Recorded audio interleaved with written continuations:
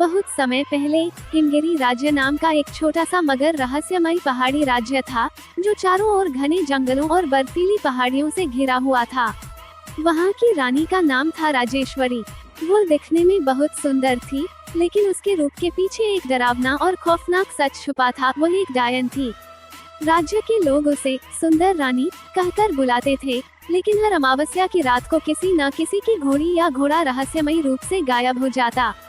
लोग डर के मारे रानी के सामने इस विषय पर कुछ नहीं बोलते थे, लेकिन धीरे धीरे जंगलों में यह बात फैलने लगी कि रानी रात में घोड़े खा जाती है।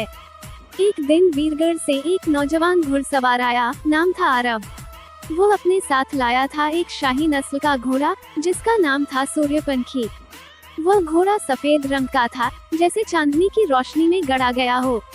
आरव रानी से मिला और कहा, मैं आपके राज्य में अपनी घुड़सवारी कला दिखाने आया हूँ। मेरा घोड़ा सूर्यपंखी हर युद्ध में मेरी जान बचा चुका है। राजेश्वरी ने मुस्कुराते हुए कहा, यहाँ घुड़सवारी का स्वागत है, पर सावधान रहो, हमारे राज्य में रातें बहुत रहस्यमय होती हैं। आरव को अंदेशा हुआ कि कुछ तो गड़बड़ है। पहली ही रात को सूर्यपंखी ने अस्तबल में अजीब सी हिनहिनाहट शुरू कर दी। आरव ने देखा कि आसमान में बादल छाए हुए थे और एक काली परछाई अस्तबल के पास मंडरा रही थी। तभी उसे एक औरत की कर्कश हंसी सुनाई दी। वह रानी थी, मगर उसका चेहरा अब भयानक हो गया था। उसकी आंखें लाल हो चुकी थी और उसके लंबे बाल हवा में उड़ रहे थे। आरव को समझ में आ गया कि ये वही डायन रानी है, जिसकी कहानियां उसने बचपन में सुनी थी।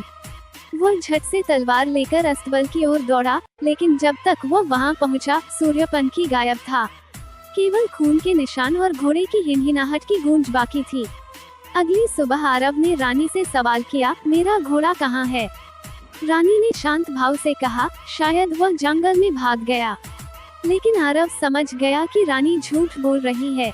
उसने राज्य के एक पुराने पंडित से बात की, जो वर्षों से चुप था।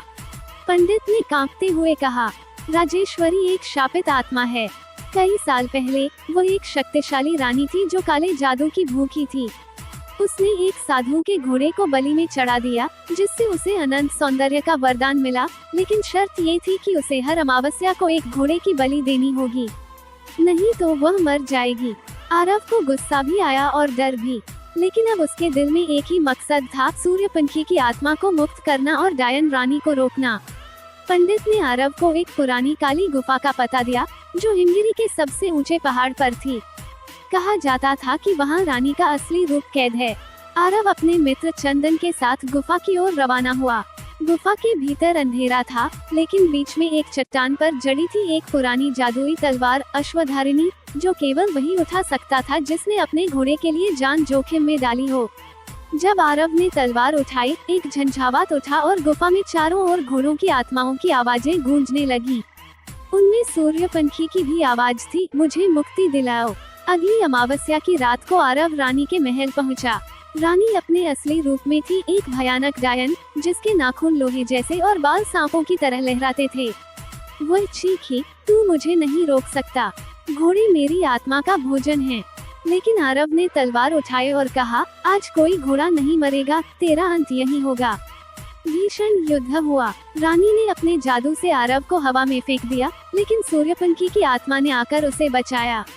उसकी आत्मा ने आरव की तलवार में शक्ति भर दी। अंततः आरव ने तलवार रानी के हृदय में उतार दी। रानी ने अंतिम बार चिल्लाया और राख बनकर गिर गई। उसके साथ ही महल में बंदी सभी घोड़ों की आत्माएं मुक्त हो गईं।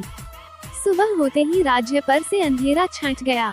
लोग डर से आजाद हो गए। आरव को राजा घोषित किया गया और सूर्यपंखी की आत्मा एक चमकदार तारे के रूप में आकाश में बस गई।